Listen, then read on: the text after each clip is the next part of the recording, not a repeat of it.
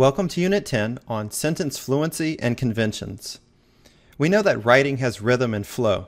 Some writers seem to almost have an ear for smooth phrasing. Sentences vary in length, structure, and style, and the written pieces that have sentence fluency are often easy to read aloud, and moreover, you want to read those aloud. So the essential question that will guide today's lecture is how important are fluency and written conventions in written communication, and how might you assist your students in mastering these features of writing? Because we know that it's tantamount to success in academic and career pursuits, and those answers lie in tiered writing scaffolds that we can provide that we're going to examine today. By using compound sentences, that is, two independent ideas forming one sentence, you can improve your sentence fluency by adding subordinating conjunctions. A big word for a little thing that can connect your sentences. You can vary your sentence structure, such as words like although, even though, whereas, while, because, as, and since provide that conjunction that is needed to synthesize multiple sentences into one larger one. Some revisionary steps from Singler and Sadie in a 2014 article suggest over 3 days or multiple days in a week looking at direct instruction, modeling, and individual reflection, followed by peer feedback, and then another instance of peer feedback and individual reflection that shows there are multiple instances and times necessary for component feedback approaches to writing revisions. And their findings really fell into 5 categories that we're going to examine some examples of. We're going to use the essay Shooting an Elephant by George Orwell that was written in 1936 in a literary magazine called New Writing. Orwell felt he was pressured by the Indians. He thought that if he didn't kill the elephant, the Indians were going to laugh at him. So this is something that we're going to look at further.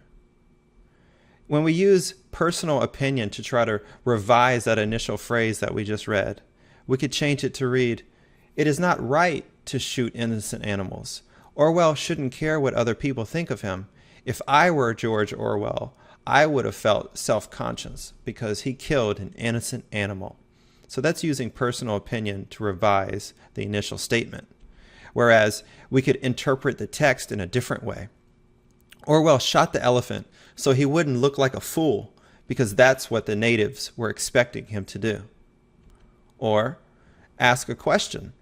I wonder if Orwell felt bad for shooting the elephant. Or was he feeling proud? Or still, extending the argument. But that's no reason to shoot the elephant, right? So these are ways to revise pieces of work through these different revisionary tactics. Just so you know what writing prompts look like on standardized tests today, particularly in the upper elementary grades, this is one case in point. So the student is asked to read the following information in the box. In the book, Oh, the Places You'll Go, Dr. Seuss writes, "Today is your day. Your mountain is waiting, so get on your way." And the student's asked to think about the different places that he or she could visit or the things that could be done in the future, and to write about something that you're looking forward to doing in the future and trying to explain it by using methods such as clearly stating your central idea, organizing your writing, developing your writing, choosing words carefully, and using correct grammar, syntax, capitalization, etc. So they give you these tips, but they don't provide much other scaffolds. So it's really up to the student to perform his or her best in this independent writing task.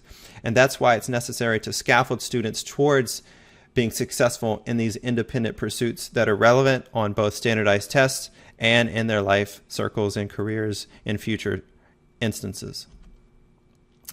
And also, we're going to look at night writes that are a common practice, particularly at the elementary, middle, and high school levels. And rubrics are provided to students. In this case, students were asked to write a time when they did something right and stood up for someone who was being bullied. And this student writes, "There's a certain time in your life where you have to stick up, protect, and help someone from bullying. In this passage, there's a real event that happened to me. This was 7th grade, and my friend Bernard told me that there was a new kid in our school, and he had trouble fitting in. His name was Neil. He was an Indian student. Neil often cried in the main lobby when I was with him because he didn't want to be in this country and he wanted his parents to accompany him in school. Multiple kids tried to be his friend on multiple occasions. However, he never seemed happy here. A month later, he moved back in his country, and I never got to say goodbye. So, looking at the rubric that is provided in the module, how would you sort of evaluate the student's writing? Did he stay on task? What other sorts of things did he include opinion? How might you encourage him to revise it?